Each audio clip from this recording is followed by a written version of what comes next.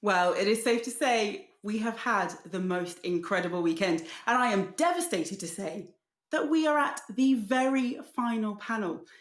But you know what they say about saving the best for last. And I'm pretty thrilled to reveal that we will be talking about the future of D&D in today's panel, where we'll be going inside the D&D studio. And I couldn't be more excited about our fantastic guests for today's panel. We have Liz Schuh and Ray Winninger. Thank you so much for joining me. I can't wait to get started. Hi, Elle. It's great to be here with you today.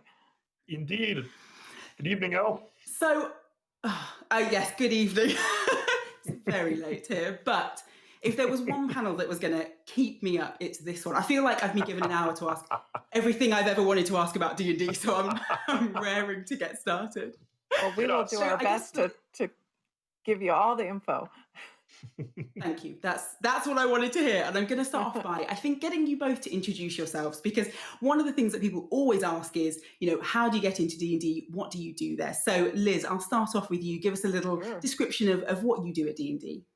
Sure. Well, I'm the director of product management for Dungeons and Dragons. So that basically means I get to talk about all of the cool products that we're doing, both when they're first in their very early conceptions through coming together and becoming real products. I get to then introduce those products to our trade partners so that they can go out and sell them, and then get to work on helping to launch them into the marketplace and deliver them to our fans. So it's kind of the best of all worlds. I get to touch the products from start to finish. And Ray, how about you? I'm the executive producer in the D&D studio. So that means I'm responsible for the whole team overall. I'm responsible for the D&D business. And more specifically, I think the best way to describe it is my position. I'm sort of a bridge between the creative elements of the team that produce the products and the business elements, people like Liz, who figure out how best to bring them to market, how best to sell them. And as an old D&D designer myself, an old school D&D designer, I can't help myself. I sometimes get involved in doing a little bit of the design on the products as well. I think I'm probably speaking for everybody watching when I say 2 dream jobs. I'm really jealous almost immediately. It is a great honor to be able to do this. I mean, and this is the thing, what a year as well to be working at D&D. As we've seen this weekend, as we've seen over 2020, it's a really huge year for Dungeons and Dragons. So what has it been like behind the scenes? Ray, I'll start with you. It's been a roller coaster, as I say. It's my first year in this role.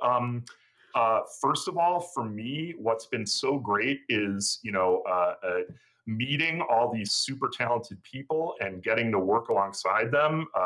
People like Liz, our creative staff, people like Chris Perkins, Jeremy Crawford, our art director, Kate Irwin, Richard Witters.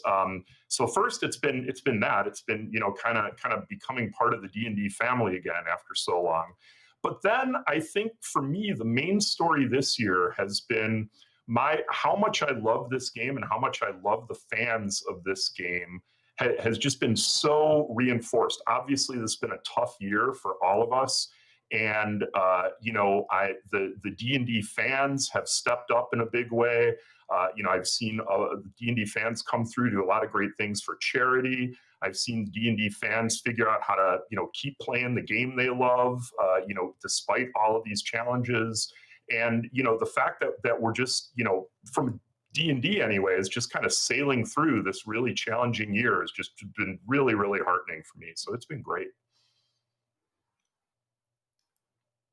Liz, has it felt the same for you? Yeah, I was just thinking about how amazing it is that we were able to pull off this incredible virtual event, bringing people from all over the world to play D&D virtually using our Yawning Portal. It's been such an amazing experience to be able to really shift very quickly from a world where we used to get together and play around a table physically to getting together and playing together around virtual tables.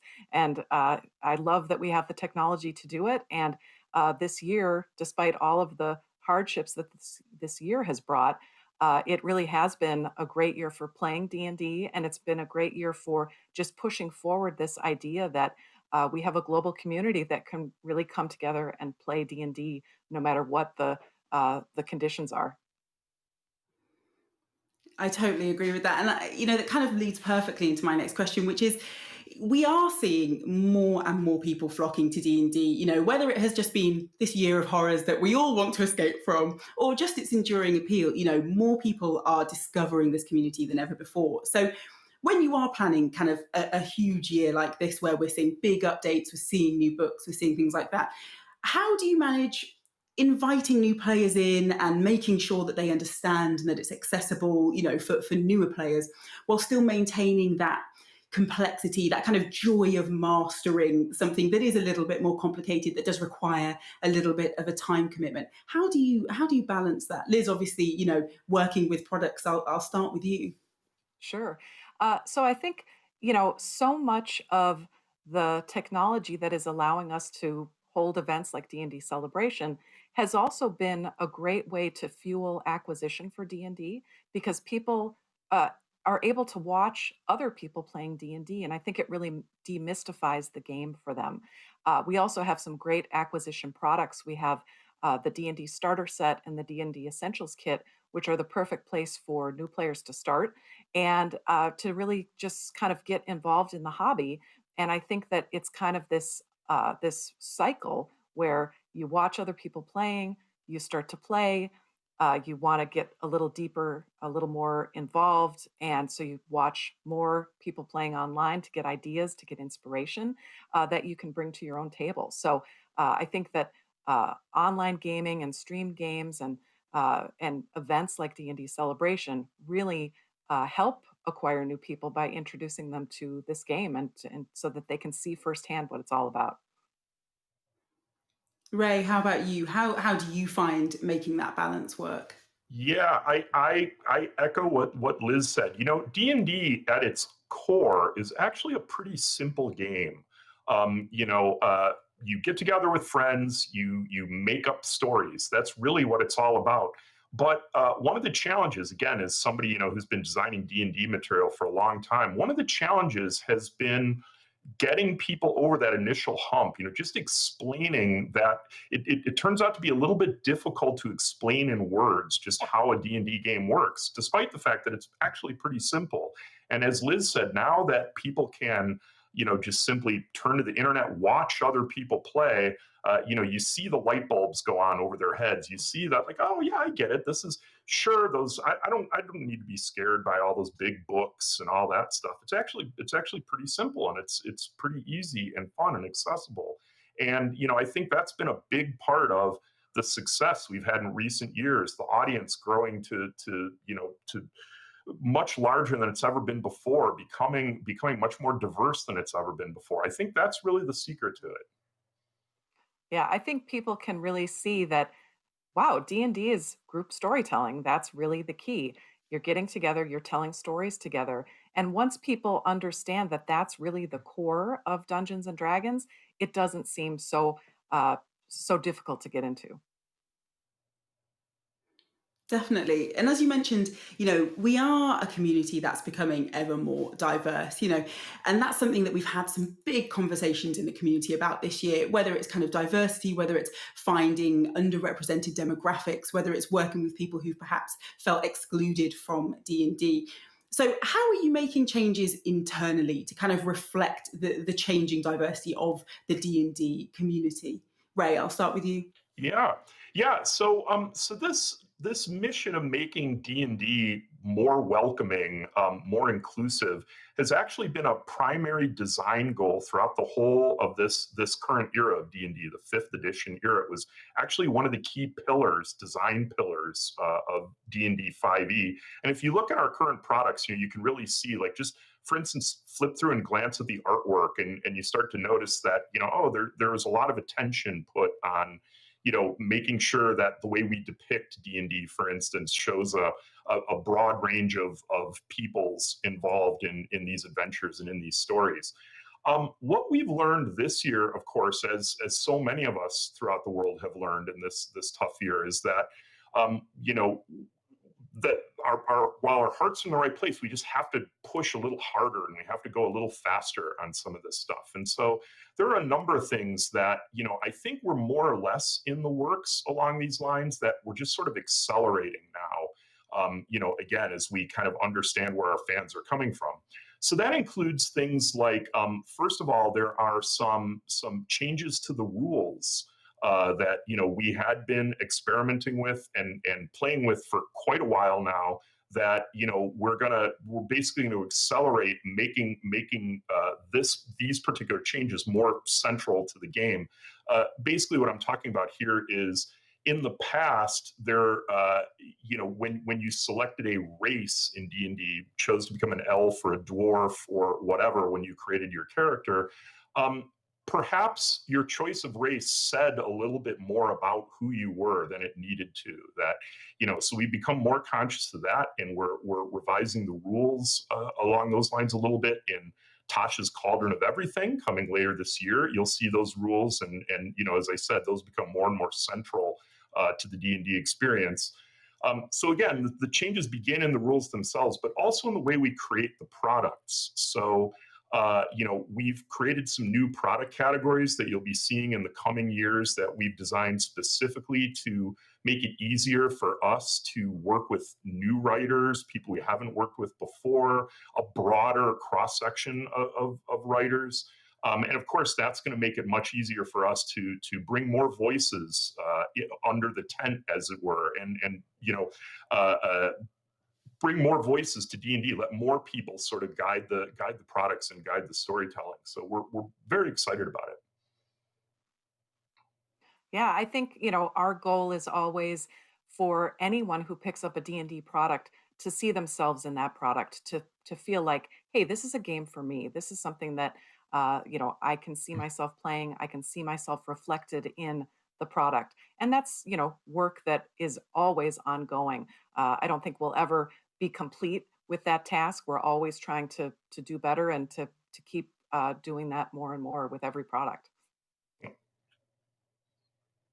Of course, nobody's perfect. And I do feel like you've had feedback from the community this year, but it does feel, to me at least, that, that has been listened to. I've always felt that D&D does feel like a community. It does feel like you can reach out, that you are listening. So how does that work internally? When people do reach out, when there are, as I said, kind of these conversations, whether it's on social media or anywhere like that, what's happening internally when you hear criticisms, when you hear compliments, when you hear any kind of feedback? Yeah, well, so first of all, of course, we monitor there are several, we like to think of, and sometimes we use the metaphor when we describe our jobs, what we do on D&D is we describe D&D as an ongoing conversation with our audience. And so there are several forums in which we interact with our audience, the big social media forums that you mentioned, conventions, hopefully one day again when some of these current events are behind us, and just various other ways we interact with the audience. We do listen to that feedback, and we're constantly making changes based on it. One of the things that not a lot of people realize is, the D&D products that are out there, they're regularly reprinted. They regularly go back to press. And every time those products go back to press, there are often changes implemented in the products. And, and so when we collect this feedback, a recent example was in one of our more popular adventures, Curse of Strahd. There's a character named Esmeralda, and Esmeralda has a prosthetic leg, the character, and there was a paragraph or a section in Curse of Strahd where we pointed out that Esmeralda, she likes to hide her prosthetic leg because she doesn't want to appear weak to the other characters in the village or whatever. And we received some feedback from fans about disabilities aren't things that you need to be ashamed of or you need to hide. And while of course I think our fans realized it was never our intention to offend in that way, we got that message, and we actually changed that. If you go back and look in Curse of Strahd today, that's all changed and that section's gone. And so that's just one example. We do that sort of thing quite a bit. And so again, that's that ongoing conversation that I talk about, that we listen to the fans, we collect that feedback, we have systems internally for capturing those things, for deciding where we think we need to make changes to past product, and we push those changes through, and then we wait and see how the fans react to that. Liz, I assume for you, dealing with products, you get a lot of feedback. Oh, yes. Our fans are not shy about sharing their opinions, and that's great. We appreciate that. Yeah, getting that fan feedback really makes the products better. It makes us more aware of what's important to the community. And, we've got a great community manager, Brandy Camel, who's out there interacting and listening. And we've got so many people on the team who are, really accessible to the fans. And they are, game designers and art directors who are out there listening and interacting. And as Ray said, when we get to go to conventions again, that's one of the best ways for us to really talk to our fans and see how they're playing D&D and hear directly from them, the kind of impact that D&D has on their lives. I would also call out, by the way, just as perhaps an even broader example of this, Tasha's Cauldron of Everything, which we recently announced that'll be coming out later this year. It's the first, major rules supplement for D&D in a couple of years. Almost all the rules that are appearing in that supplement, we put out to the public for public testing and public commentary, starting a couple of years ago even. So, much of what's in that book has been through multiple rounds of let people try it, let people, offer opinions, we revise it, we send it back out. It's actually a fairly lengthy and fairly rigorous process. But again, I think that's part of that's part of the success story of this current era. That we've really put a high premium on that, on listening to the fans, getting the fans' input on almost every important thing we do. And that goes back to the very beginning of the 5th edition rule set, when we opened up an open play test so that fans could kick the tires, help us really determine how to make the best possible edition of D&D that we could. And we've carried that ethos of play testing and community feedback, and really making sure that the community has a voice in the creation of the products throughout all of 5th edition. I think, as Ray said, Tasha's Cauldron is probably one of the most dramatic examples of that after the core rules. So what's the best way to make sure people are heard? Because obviously you have all these processes in place to make sure that, you're going out there and you're kind of finding that feedback. But if somebody does have an opinion and they respectfully want to share it, what do you want to hear? How should they be reaching out to you? What's the best way to make sure that if you've got, a fiery opinion that you feel needs to be heard, that, it does reach D&D? Yeah. Well, so I would say an easy way is perhaps the easiest way is, as you said, the major social media channels. Go ahead and tweet at us, Wizards D&D on Twitter. Liz said, Brandy, our community manager, and others monitor that. We collect feedback through there. We'll occasionally interact with fans directly on social media. That's a great way to reach us. By the way, if you do shout out to us through social media and you don't get a direct response right there, that doesn't mean that your feedback wasn't heard, that we're not considering what you have to say. As you can imagine, we have an awful lot of people sending us messages all the time, but that's an effective way. It definitely reaches us. Fantastic. Well, now I want to talk about something that I know is a topic that comes up a lot, which is breaking into D&D. So obviously we had a fantastic panel earlier this weekend where we talked kind of more specifically how to break in, how to take that first step, get a foothold in your kind of D&D career. But once somebody has done that, once they're inside D&D, once you've brought in a new voice, what's next internally? what happens inside D&D to support new voices coming in, people who are just taking their first steps in this career? Mhm. So I mentioned before that we're in the process of creating a couple of new types of products that you'll see in over the next couple of years. They're specifically designed to make it easier for us to work with those people who are just breaking into D&D, just breaking into game design or art and taking their first few steps there. So what we're doing internally is we're putting in service of these products, we're starting to put a much higher premium on watching places like the DMs Guild, for instance. The panel we had earlier this weekend was about how to get your stuff up on DMs Guild. We look to places like that. We're always looking for sort of people who are sticking out a little bit ahead of the pack, who are producing particularly creative work that goes out through the DMs Guild, a few other things like that. And so the next step will be, as I said, we're going to start launching these products. We'll have programs where we actively recruit those people. We bring them in. We hire them to create some material for us that we'll use.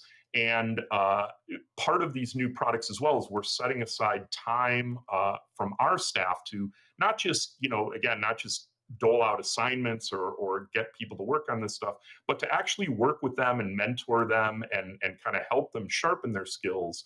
And the next step along the journey then is to get those people and pull them into our pool of regular D&D, freelance writers and artists, people who we use all the time on our major books. And then from there, the people who actually join our design and art staffs typically come from that pool. They typically come from our more prolific freelancers. So that's what we think the journey looks like. And these anthology products that Ray is referencing, where we really get to showcase many voices, they're great for those up and coming writers who are making that leap from being hobbyists to professionals. But they're also great products for players because they offer a variety of shorter adventures, so that players who are looking for a something less than a multi-month or year campaign, but a shorter adventure to run with their players, or just a broader array of adventure types that they can run folks through. These anthology products are really great for that. So you can expect to see more of that from us in the future. When there are new voices joining, it kind of touches on the balance that I mentioned earlier, which is how do you make sure that they are coming in with kind of fresh ideas and the new perspectives that you're looking for when you do look outside, your circle, when you look for people to come in and maybe shake things up or, as I said, bring in a new perspective. But then obviously, this is a world, a product with a huge legacy. It means Yeah. so much to so many people. So how do you, help people cope with what I imagine is just horrible pressure when they first arrive? It's pressure for sure. I mean, again, D&D obviously has a very long legacy. D&D is nearing its 50th year. So that's definitely true. I think the way we try to make sure that we're finding the best material, we're finding people who genuinely have something new to say, is we are starting to, within the studio, the number of people in the studio who we actually assign to go out and look for that sort of stuff is growing. So, the tactic that I think we're employing to try to do our best there is, instead of it just being myself or Liz or, a couple of folks who, look at things like DM's Guild or look at some of the other places where aspiring game designers hang out, we're now inside the studio starting to make that more and more a part of almost everyone's job. So a large cross section of people in the studio are on the hunt for talent, and that means we're gonna the odds that we're gonna see a broader, more exposure to cooler stuff, newer voices out there. Those odds increase dramatically that way. And I also think we try to take some of that kind of first time pressure off of folks is just the people in the studio. We have an incredibly supportive and friendly and funny group of people working on D&D. And that's something that we hear time and time again from people who, after they work with us for the first time, they say, wow, you guys are great to work with. You're so much fun. This has been, I think we really are supportive of one another, and certainly supportive of those new voices. Yep. And I mentioned earlier that, part of, for instance, these new products, the anthology products we've been talking about, part of the strategy there is to set aside more time for our friendly staff members to spend more time with those new writers, those new artists. We view that program, it's not just about producing a product at the end of the day. It's also about growing some of these people who are taking their first steps into the industry, and so we're investing a lot in that. Now I'm scared to ask this because I feel like I'm going to ruin the magic for myself, and I'm going to be really upset if there aren't actually dragons involved. But what is it like day to day in the studio? Because you've mentioned it, you've made it sound amazing, and obviously that's one of the things that you think about. What could it be like to actually have a job where you do Dungeons and Dragons every day? So Liz, I'll start off with you. So we do actually have an office dragon. Her name is Mitzi, and she lives in the lobby of our building. Unfortunately, because of the pandemic, we haven't been working in the office lately. So Mitzi has been guarding things all by herself. But that's one of the first things when somebody comes to our office. One of the first things we always do is we introduce new people to Mitzi. She's amazing.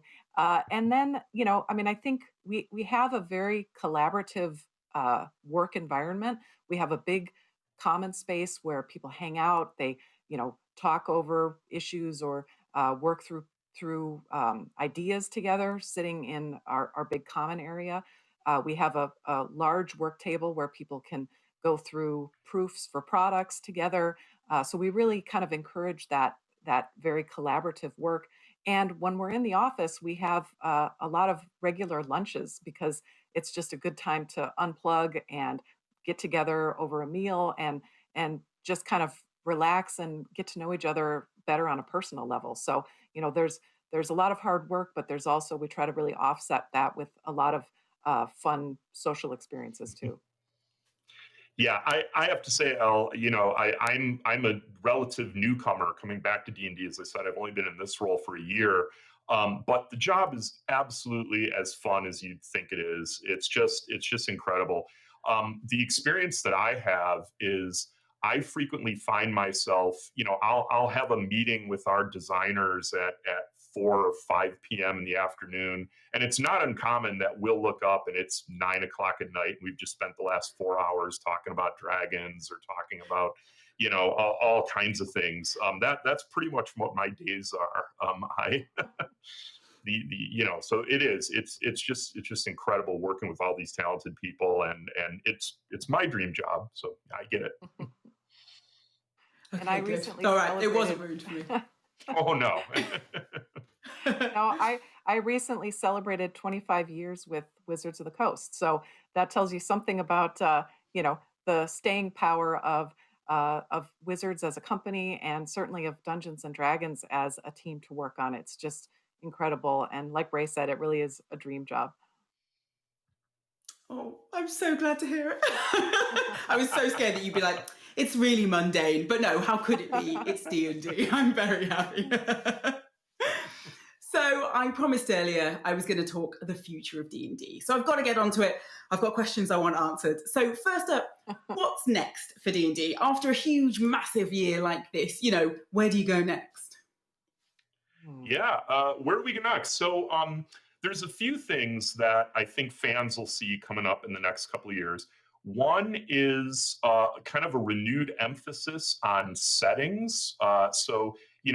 This past year, for instance, we had Explorer's Guide to Wildmount, which is the setting that's very popular. The Critical Role show is set in. We also had Mythic Odysseys of Theros, which is one of the worlds our colleagues over on the Magic the Gathering team built. We're gonna try to stretch the boundaries of D&D by putting more settings out there, more places where you can set your own adventures. And that's going to be the fans. I know I get this question all the time. What about those old classic D&D settings? When are you bringing those back? we're working on several of those. In fact, I can tell you right now, there are 3 of the old settings that we're working on right now that you'll be seeing coming up here in the next year or two, including some that the fans have been asking for a very long time. So you'll see that. We talked a little bit about the anthology products, the things that we're putting on the schedule that are going to allow us to work with, more newcomers and diversify the voices behind D&D. That's another major initiative.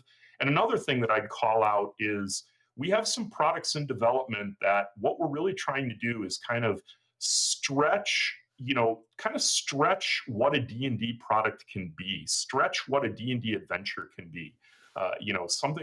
Adventures that are a little bit unconventional, for instance, source books or source material that cover things that have never really been covered before in D&D. I think those are 3 of the big initiatives that are underway right now that we're working on.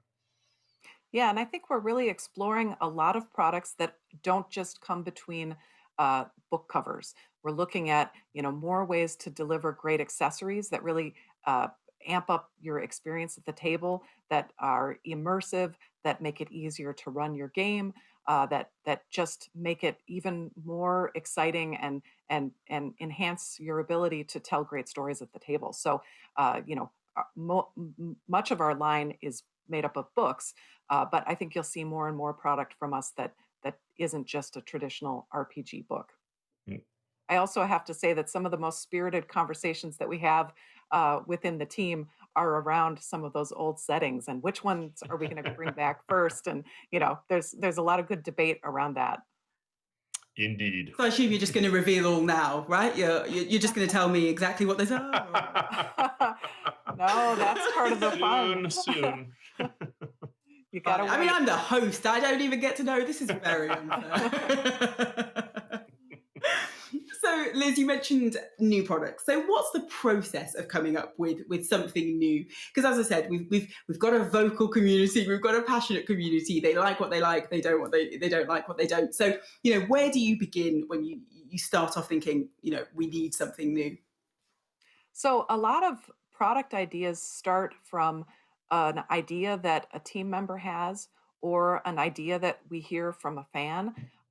Some of our fans are really adept at coming up with cool new ways to approach tabletop gaming. So usually an idea starts with a person who kind of has this concept. We start kicking that concept around, fleshing it out a little bit more until it becomes kind of an official product idea. And that product idea at that point is still pretty loose. But we talk about, well, what kind of player is this product for? What purpose does it serve at the gaming table? So that we kind of understand, is this really meeting a need out there? And then when we decide, yeah, I think this really meets a need that's currently unmet, or it makes something easier for players, that's when we get deeper into, all right, what does this exactly look like? And we start to really put flesh on the bones of the idea, and working with our production team, talking about materials, working with our art directors and graphic designers, talking about what should this look like, and then of course our game designers. Let's make sure that this is really a great addition to the game. So all of those disciplines come together. We put together a cross-functional strike team that works on that product and makes sure that all of those pieces come together, so that we can actually put that product on the schedule. So we pin it to a date. We say, okay, this product is going to come out in whatever it is, June of 2022, and then we just work toward that. We build schedules so that everybody has time to do what they need to do, so that we can make the product as great as it possibly can be. Ray, what's the process like for you? For me, I think the most interesting part of the process for me, as I said, is as an old school D&D designer, is trying to resist the urge to jump in and want to work on every one of these things myself. That's kind of my personal challenge and that part of the process.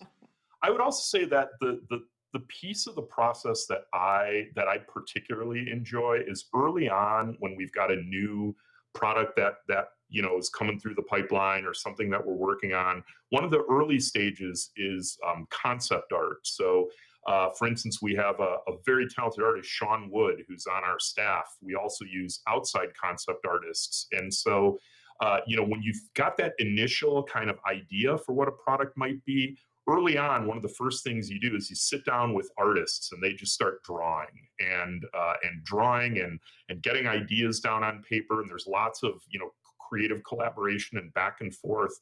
And that's just such for me. That's just such a fun part of the process. Taking these vague ideas that you have in your head and watching somebody, watching a talented artist actually make it something real on a piece of paper. We often concentrate on the visuals first and kind of make sure that the product, the story we want to tell is anchored in some really strong visuals. And I personally enjoy that phase. That's actually one Yeah, I of the wish I could things have that I someone. No, carry on. That's one of the one of the things that I miss most about being in the office is our concept art wall. We have a big wall where when a product is sort of being worked on and that process that Ray just described is active and artists and concept artists are just pinning things to that wall and you can kind of see how the ideas evolve and how they come together and that's a great way to spend some time just gazing at that concept art wall and imagining what's going to come out of that. So, what else gets you really excited about working at D&D? What are the kind of plans for the next year, for the next 5 years, next 10 years that for you, make you really, really excited to do what you do to work on D&D? Yeah. Well, for me, I love this game. This game has been a part of my life for a very, very long time since I was a very young boy. And not only do I enjoy playing it, but I actually truly in my heart believe it's a force for good in the world. I mean, I think of all the things it's done for me, how it's helped me make almost all of my lifelong friendships. How it taught me so many things as a young boy that went on to serve me so well. That so for me, the thing that I'm most excited about, and the one of the key priorities for the studio is, as we've sort of hinted at here, expanding the reach of that game, helping more and more people find it. For me, that's not just a job; it's almost like a mission. I'm very passionate about it. And so, coming up here over the next 3 to 5 years, as you say, I think one of the things that you're going to see from D&D is, our we love our whom we refer to as our core fans, the people who buy our big, thick books and those books that I love to break open and I love to sit down and design myself. But I think you're going to see another wave of products that's really designed for people who are interested in D&D, who are interested in that kind of group storytelling experience, but just don't have the time or the inclination to dive as deep into the rules or dive as deep into the material as our products often require. I think you'll see a new wave of products that are aimed at a more casual D&D player, a more mainstream D&D player. And I'm very excited about that because, again, I think there's a real opportunity for this game to find an even larger audience, honestly. Yeah, I think one of the most rewarding things for me, and Ray said this very eloquently, is to see how D&D really enriches people's lives and to hear from our fans that they found their tribe through this game. They found the people that they really want to spend time with and the people who support them and are there for them. And people learn so much from playing D&D, whether it's problem solving skills, a love of reading, social skills. D&D isn't just a fun game that so many of us love, but it's also used in recreational therapy for kids with autism, for people recovering from addiction issues. There's all kinds of ways that D&D can really help people through a rough time in their lives. And usually what we see is when you've been helped through a rough patch in your life with D&D, it does become a lifelong hobby. And that's something that I think is so rewarding for all of us who work on D&D, is knowing that we're not just making any old product. We're not even just making a game. We're making something that is really such a rich part of people's lives, that's woven through their relationships and through their experiences. There's one other point, similar point that I'd make, which is while we love the stories that we tell and in the products that we create and so forth, obviously we love those. But there's an aspect to D&D, this aspect of taking the game and making it your own and creating your own stories, creating your own worlds, your own settings. That's something that, again, I think we're going to veer back into a little bit. I think you'll see more products aimed at helping people do that, helping people, make D&D their own. And, again, thinking of D&D as this force for good in the world, something you hear a lot these days, for instance, is how many people, in Hollywood, how many famous Hollywood writers or producers or whatnot are out there today telling the story about how it was D&D that taught them to be creative, that taught them to take their first steps in learning to create, learning to tell stories, learning to create characters. And that's an aspect of the game that I think we're going to push a little harder in the years ahead. I love that. I mean, for me, genuinely, yeah, no, I mean, that's what I was about to say. For me, one of the reasons I'm a host is genuinely because my other obnoxious theatre kid friends got me into D&D. So I genuinely don't think I'd be here without it. So I agree. I think it's a great training ground for anybody who wants to pursue a creative field. Absolutely. Absolutely. So I've got to sneak in one question that is, well, it's definitely not just for me, but I really need to ask it. I'm also a huge lifelong magic nerd. And obviously, we're having a big crossover. It's all I've wanted. I'm so happy about it. So, I mean, can I just say, tell me everything? How did it happen? Tell me everything I need to know. It was a long time in the making, that's for sure. Wizards of the Coast bought TSR and acquired Dungeons and Dragons more than 2 decades ago. And it's finally coming to fruition, something that I think people have talked about and looked forward to for a long time. Beyond that, I don't want to spoil anything. Why? Yeah.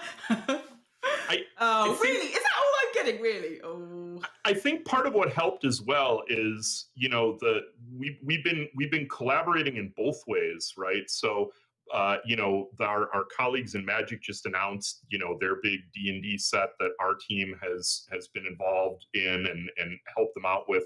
But of course, preceding that, we brought some of the fantastic creative work they did in Magic to D&D. We did a setting book on their Ravnica world, on the Theros world.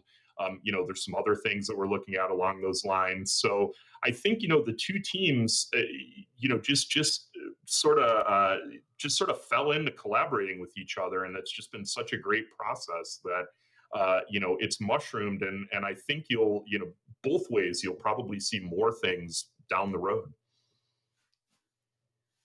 Okay, that's what I like to hear. That's very exciting. All right, I'll settle for no details, but there's going to be more. That does make me happy. So I guess actually we're kind of coming to the end of this panel. I snuck in my magic question. I'm all good. But I wanted to kind of finish up by just saying, obviously I touched on what you're excited about, what you're looking forward to. But what should the community be excited about? What for you, should they go away thinking, okay, I can't wait for this, whether it's, kind of an enduring theme of D&D, something that is just a new ethos, or whether it is kind of specifically products and things they can tangibly go out and get their hands on. Mm-hmm. Well, I'd start by saying, first, the community should be excited by the fact that there are more people playing D&D in more ways than ever before. So, back in my age, when I was coming up as a young D&D fan, actually finding a group to play D&D with was a little bit of a challenge. And that's becoming easier and easier, not just, again, because more people are playing than ever before, but we've all learned through the pandemic that D&D actually adapts remarkably well to remote play. sitting around and playing D&D over web cameras and that sort of thing actually works pretty well as a pretty decent substitute. And of course, that makes it even easier to find people to game with and people to play with. So that's the first thing that I'd call out. And then in terms of like the products themselves, what people should be excited about, later this year, Tasha's Cauldron of Everything.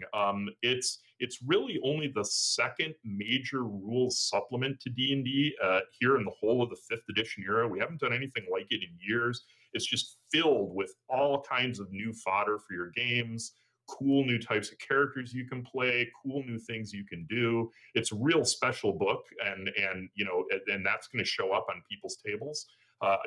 Just its ability to elevate the game yet a few notches more. And then looking forward, the thing I would point to again is, that increased emphasis on settings and bringing back some of those great old settings and giving players the tools they need to take D&D to new places and do new things with it. And I would add that fans can look forward to a lot more virtual play events like the one that we just had this past weekend. Oh, yeah. The Yawning Portal is an incredible tool for matching players and dungeon masters on virtual tables, and it's something that you can expect to see a lot more from us because I think, as we saw this weekend, it's an amazing way for people to find games, whether they're signing up with friends that they've gamed with before, or they're meeting brand new people at a table where they don't know anyone. The Yawning Portal is a great way to find a game and to be able to play. So we're really excited to be able to do more and more of that.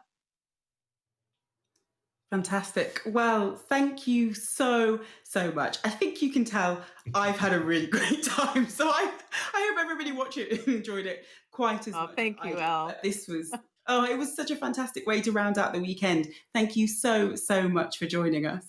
Thank you, Elle. Talking with you. Get some sleep now. I'm almost at that point because we're just going to take a little break. We will be right back, and then I'm going to wrap up this show and dive into bed. See you soon. You've earned it. Bye-bye. Bye-bye. Thank you.